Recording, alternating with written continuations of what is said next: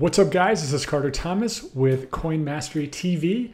Make sure you go sign up for the PDF and the newsletter at coinmastery.com/invest.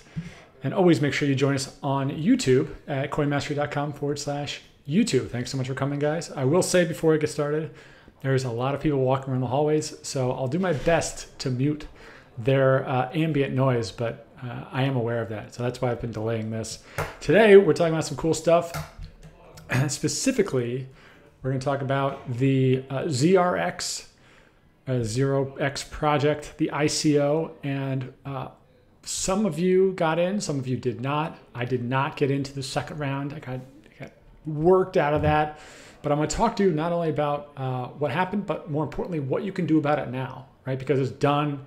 Whatever it is, what it is, but there's a lot you can do next, and there's a lot of mistakes that you might be tempted to make. So we're going to talk about that. Even if you weren't even in the ICO, we're going to talk about what you can do, what exchanges to be on, all that sort of thing. I've been getting a lot of questions about the correlation between Bitcoin and altcoins, not necessarily about the video yesterday, but a lot of you are wondering, well, what happens when Bitcoin goes down, right? Should you still use altcoins? Should you still own altcoins?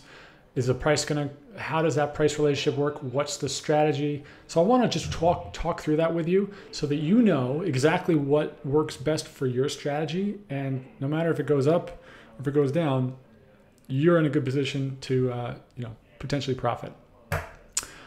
Also, I want to talk quickly about a couple of things in the news, specifically with AdX. Talk a little bit about District0x DNT and how that relates to the 0x project.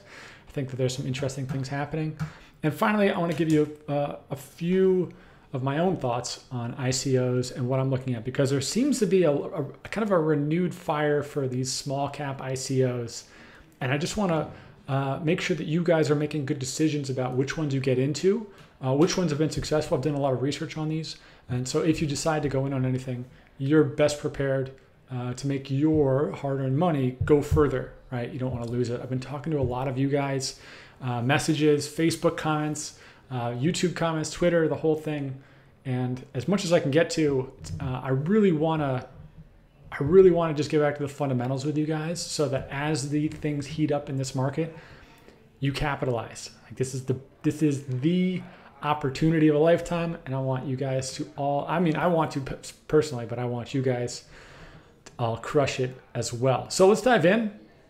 We are seeing some interesting things happening with Bitcoin, as you all know.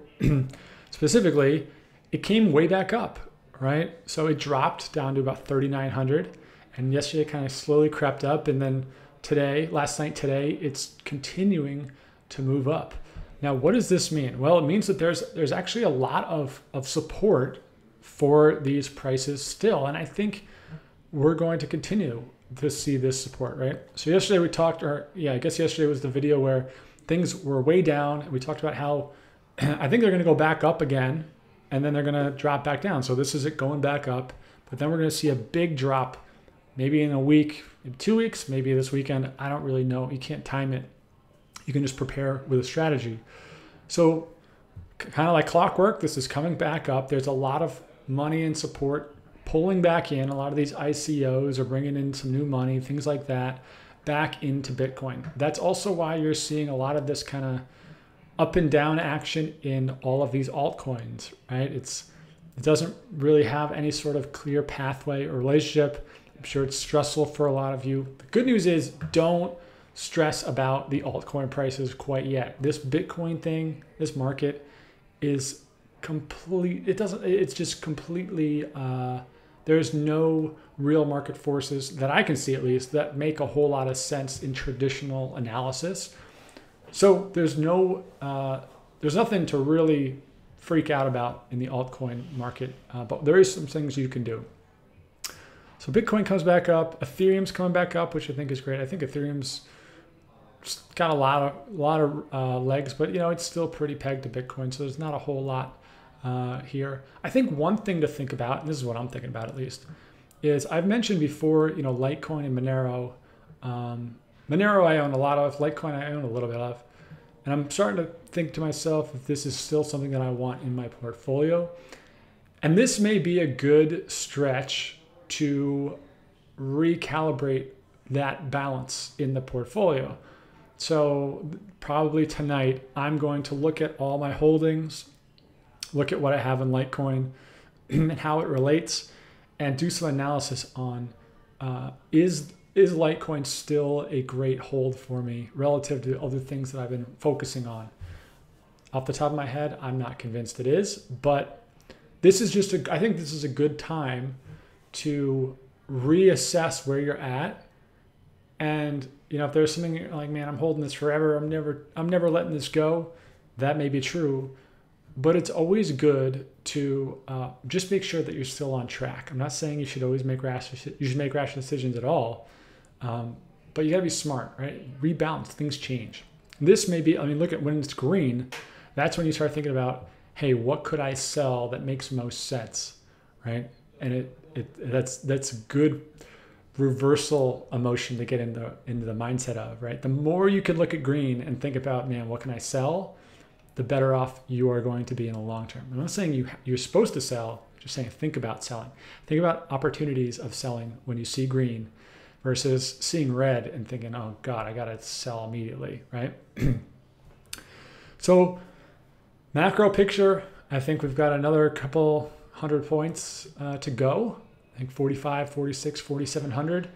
And then I think that we're gonna see some pullback, which is fine, right? You just get prepared for it. I guess the story is pretty much the same over on the exchanges. Nothing really to talk about here. One thing I did want to mention, and this is more of like a kind of a macro point that some of you might find helpful. Something that it seems obvious now, but it took me a while to realize this. So let's say we're looking at these prices, and this is when we had a big sell-off, right? And a lot of people lost money or thought they lost money until it came back, or people bought in a lot or whatever. But you got to remember, when Bitcoin prices or any prices of altcoins or Bitcoins or Ethereum, when every price goes down like this, the money doesn't just disappear, right? It doesn't just poof, it's gone. Somebody pressed the sell button, or an algorithm pressed the sell button for some bank, and now they have the price of that Bitcoin in whatever they were selling to. Maybe they were selling to US dollars.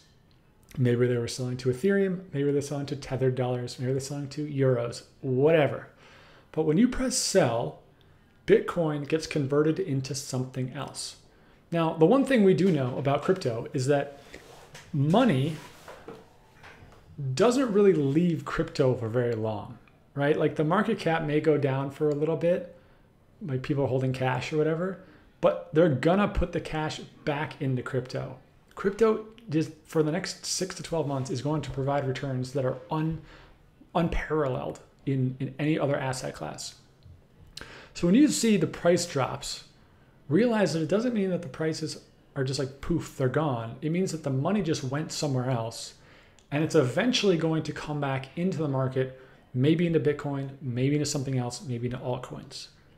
Okay? When you realize that, it's a kind of a light bulb moment. At least it was for me, so maybe it is for you as well. Meaning, right around here, we saw probably the biggest altcoin surge to date, and this year I should say. June was the biggest. This was probably like the biggest once the whole kind of big gold rush style crypto thing started. And this is where I made a lot of money, just totally transparent. And the reason is because people sold all their Bitcoin out of fear, uncertainty, whatever, and they reinvested it all into altcoins because they wanted to get the altcoin returns, right? They look at Bitcoin and they're wondering themselves, why am I settling for these kind of mediocre ups and downs, right? It wasn't really doing a whole lot the whole month of July up to that point. So when people sold it, they had cash. And they looked back at crypto and they realized that if they were in altcoins, they could start to get these ridiculous, 500% returns again that they've been kind of getting used to, right? They got addicted to that. That's what they wanted. This happened to many people, but the macro picture, that's what happened. The reason why this is important is because that also comes down to how these price swings work. So if Bitcoin goes down, it doesn't mean that altcoin prices, like there's an inverted price graph, the way like gold versus the stock market is, where it's pretty immediate. Realize that the only reason there's an inversion is because people who sell their Bitcoin are putting it into altcoins. So the money's just moving over to altcoins.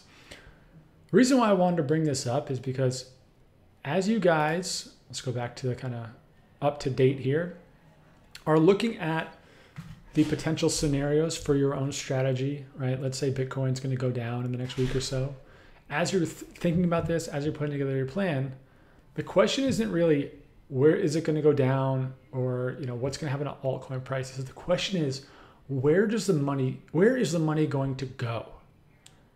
That is really, really important. Is it going to go into NEO? Is it going to go into OMG? Is it going to go into US dollars? I doubt it. Is it going to go into ICOs? Is it going to go into Ethereum? But if Bitcoin prices go way down, where is the money going to go?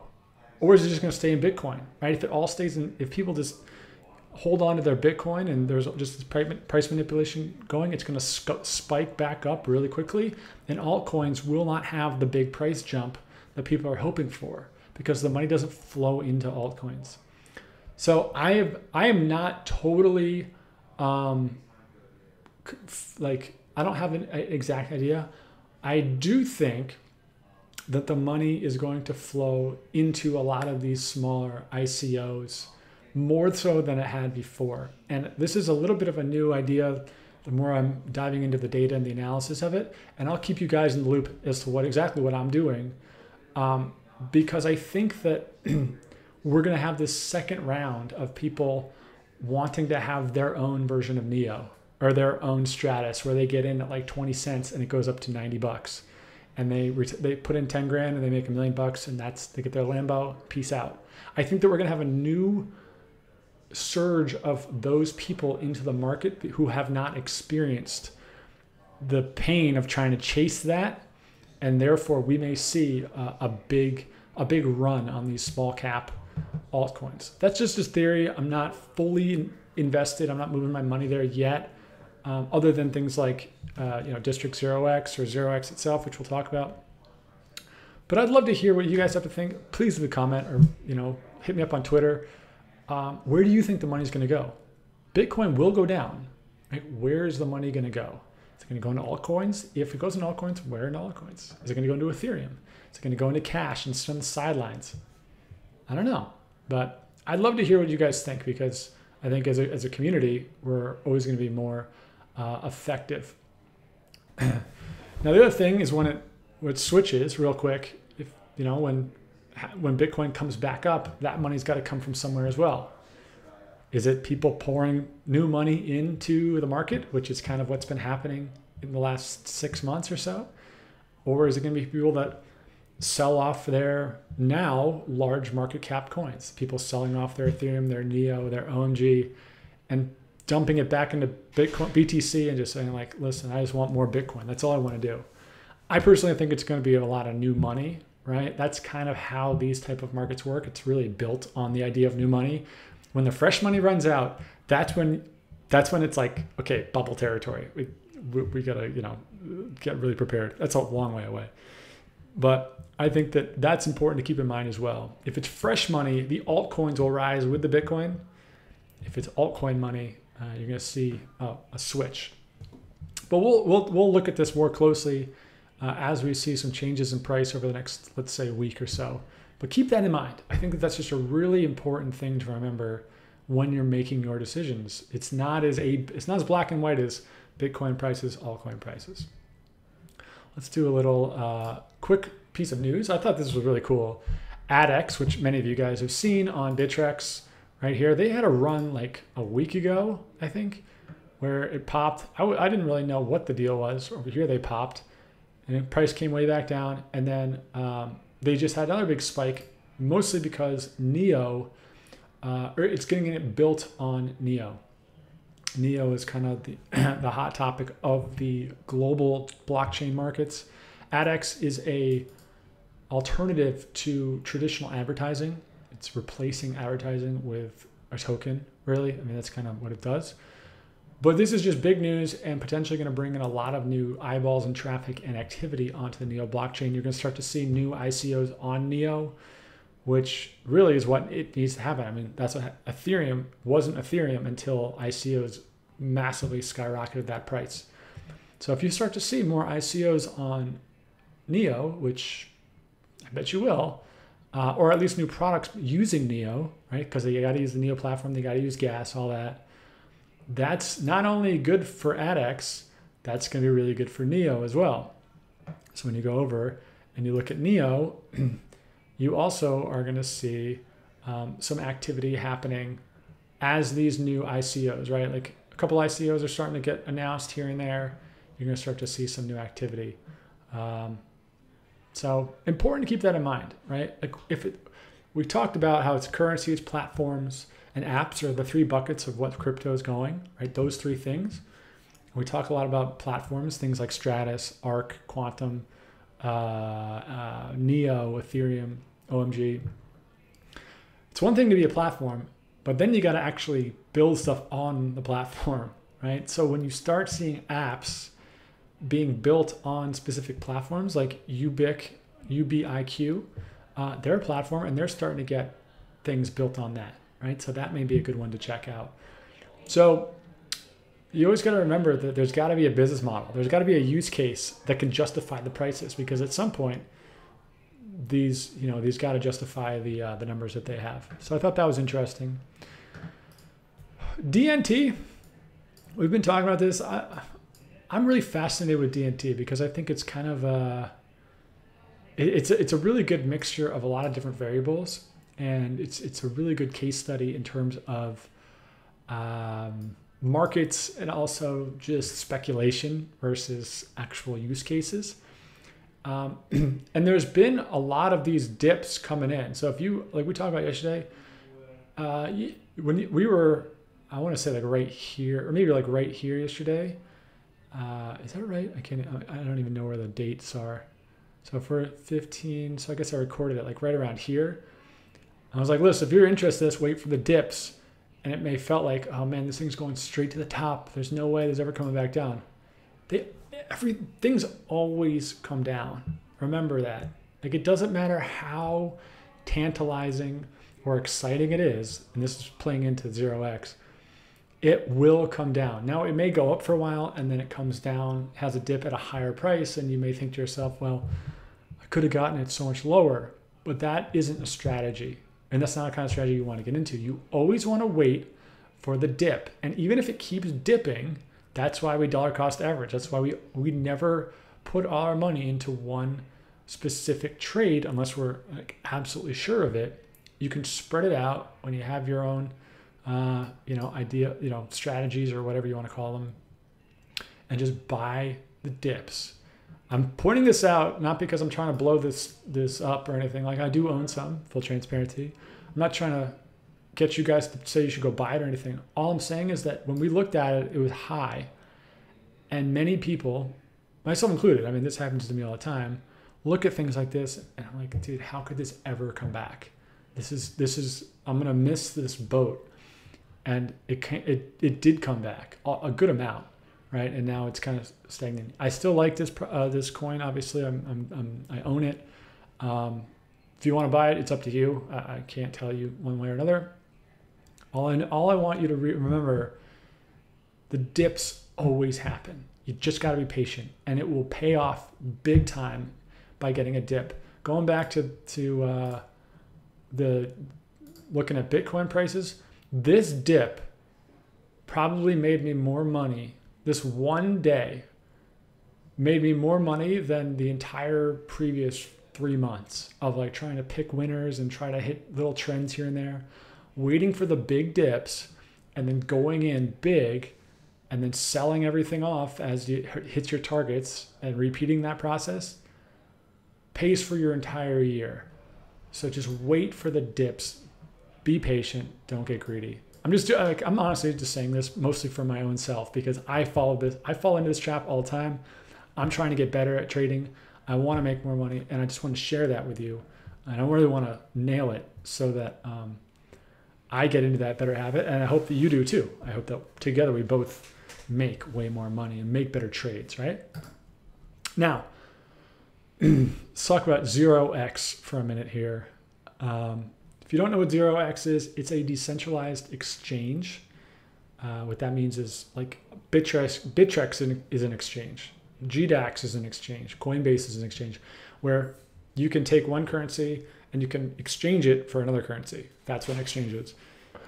0x is doing this, but in a decentralized way, meaning there's not one company that owns an exchange. It's a platform that anybody can build an exchange on. I think 0x is great, but that's more for that's kind of like a review type of video. I own some. I got into the first round where everybody could get in. This morning, I did probably what many of you did, where 8 a.m. Pacific, did the Ethereum trade, the whole thing, and it just said processing because I guess I didn't give it enough gas. And at first, honestly, I was kind of pissed. Not at the dev team or anything. I was just pissed at myself because I was like, oh man, what an opportunity. And from the pricing as it comes up, it was a big opportunity, almost 1,000% up already. But I don't think it's going to hold, by the way. But it just makes you realize how being prepared for these situations, right? I should have known that there was going to be a huge gold rush in that 1 60-second window. And I should have made sure that I understood exactly how to increase my gas limit. And I should have figured out one more thing. Better luck next time, but so it goes. Now, what's really important for anyone out there, if you weren't in the ICO or if you missed, like I did for the second round where you could basically double the amount you could buy, you can go and exchange this on hitbtc.com. You can go into Ether Delta, which is it's like a really terrible user experience. I wouldn't recommend it. It's like really difficult to use. But there's not a lot of volume, right? So the liquidity is pretty low. Now, one thing I will tell you is this. Let me pull up Twitter. I think I still have this. Let me see here. OX project. Let me pull up OX project. That's not what I was looking for. I need 0x, not OX. It's a good lesson in making sure you type things in correctly, or whatever. So check this out. 0x, they tweeted, I want to say it was this tweet where someone posted, this. So check this out. If you're listening on the podcast, you can go, what I'm doing is I'm on Twitter, on the 0x project Twitter, and I'm clicking on an Etherscan address. Okay. What that means is that everybody, whether you know this or not, all Ethereum and Bitcoin addresses, all crypto addresses except for Zcash and Monero and privacy coins, you can see all the transactions publicly. So the whole thing about 0x's ICO is that everybody gets a shot, right? One spot for one person or whatever, and they use Civic, and I think it was done partly for PR, but also partly for compliance, right? For SEC, like that was part of the way they could get around it. But then you see stuff like this, right? So this is one Ethereum address. And what this means is that one person managed to create however many accounts this is, and they got all of the ZRX off of both the primary and secondary ICO. Right? So they probably had a different address, or this is probably one of however many addresses they have. So they managed to create some crazy system, or they probably realistically had like a team of, maybe, let's say 50 or 100 people in a room, and they all went in at the exact same time and all used their own computers and like cloaked the IP address, and they all sent all of their ZRX to this one address and then moved it over to EtherDelta, which is an exchange, to try to unload it. So they got 5 million ZRX, which they're dumping on the market. Right now, I'm not saying I'm pissed about this. I'm not trying to be, some freedom fighter here. Like, there aren't any rules in crypto right now, and you gotta just own that fact that if people can manipulate stuff, they're going to. Right? You can have your own judgments on that, but I'm not making videos to judge or whatever. But this is what happened, right? And I'm sure this happened with a lot of other accounts, even though 0x tried to scrub out as many as they could. Now, what this means for you is that there are whales in a product, in an ICO that was fundamentally designed to remove whales. Right? I find that that's really interesting, because what that means to me is that you can try to fight capitalism and greed and all that, but you put blood in a shark tank and sharks are going to come out, right? What that really means for you is that there are whales that own a lot of 0x, right? Obviously the dev team and everyone else, but this is not a decentralized product. This is not kumbaya, like eating rainbow ice cream, playing with puppies. Like, this is whales own a lot of this, and they're trying to make massive profits. What happens with whales in illiquid markets like this, when a lot of people think that things are going one way, is that they can do pump and dumps really, really easily without a coordinated effort. I do not think that any pump and dumps are happening right now, but what I do think is happening is that there are whales out there that bought up a lot of this, that are going to do everything they can to make a profit off this, probably in the short term, more so than the long term, just based on a lot of different factors. So if you're thinking about buying into 0x, one, you could buy it on an exchange, and it'll probably be on more exchanges in the coming days or weeks or whatever they decide to do. They have like an OTC option, which is over the counter, which basically means like people will sell it to you directly instead of going on exchange. Don't do that. You're going to get ripped off. It's not worth it. I think that this price, it may keep going up, but I do think that there's going to be a sell-off at some point. Right? I think that the whales that bought into the ICO did that for a profit. I think that there's going to be other whales that come in that are more long-term holders. That money is going to shift in some way or another, and that is when you'll want to buy in. So wait till this is a little bit more liquid. Do not get FOMO on this. If this keeps going up, that's fine. Just buy the dips. But I do think that there's something weird going on with the liquidity of this particular coin, because who knows how many of these accounts just accumulated massive amounts of ZRX, and they're just manipulating the markets now. And people are, because they think it's so decentralized and distributed, it's like, oh, the market's already taking care of itself. Greed, capitalism, it always wins in markets. And realize that there are people out there trying to eat your lunch at all times. So when an ICO comes out and it goes up, literally goes up 130% in the first 8 hours, that makes me, even as someone who believes in the project, I'm going to hold off on buying anymore. And I'm prepared to buy a lot, right? I wanted to buy a lot, but this makes me like greed will make them sell at some point. They get 1,000% return in very quick time period. That's a really hard thing to resist when the liquidity starts to pick up. So something to keep in mind for you guys. I mean, you can roll the dice. Maybe it will go to like $20 tomorrow. I don't know.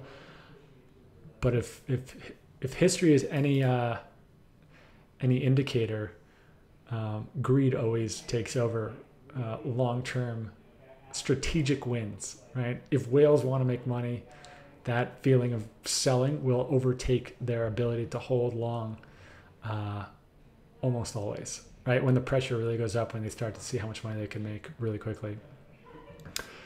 I think that's the last one. The last thing I want to talk about is just in general for ICOs. Let's see here, CoinMarketCap. If you don't know, you can go to coinmarketcap.com, go over to trending, this drop down, and go to recently added. This is a place where I'll just show you all the latest ICOs that have been added to CoinMarketCap, and or that means exchanges. Just a good place to go do some research. You can also go to like ICO list or just Google, new ICOs or whatever. One thing that I'm really looking for, and there's a variety of factors, this will be an ongoing discussion, is ICOs, obviously, that you believe in, they have a great team and blah, blah, blah, like the whole idea. I've never looked at MonsterByte. I do not know what MonsterByte is. I'm a big fan of ICOs that have a fixed supply, right? So the total supply is important, and then also circulating supply, finding out how that's circulating. If there's still a long way to go, that means there's a mining operation involved. There's some sort of like ongoing way that they distribute coins, which is good. But this is a good example, right? Like circulating supply is 10,900,000 on coin AdX, whatever this is. Like I have no idea. I've never seen this before in my life. This alone, circulating supply, if this is not fixed, and you'll be able to tell, it's usually a round number. If it's not fixed, that to me is a red flag that I'm not going in, right? You only really want fixed amounts in your ICOs. So if you are thinking about getting into an ICO and you see it as like, well, we got 1 million today and miners can mine, like we're going to generate however many more over the next few years, that's not a good sign. You want the ones that have fixed supply, so that when supply and demand go up, the only place is the demand, and that means the price goes up. So as we get into this more, like District0x, you can see that there's obviously a fixed supply on these. Look for fixed supply. That should be one of the #1 things you look for in these new ICOs, because it will. And you also want to look for ones that don't try to make all their money on the ICO. You want to see ones that do like low money raises, and then they let the exchanges drive the money. That's kind of like what 0x did. That's what OMG did. That's when you're going to get the major arbitrage when it hits the exchange. They're harder to get into, but they pay off better. And I don't have any names on the top of my head. I'm just kind of sharing as I go. So I think that's it for today, guys. We're wrapping up now. Make sure that you guys, if you want to just listen to the audio, go to coinmastery.com/iTunes.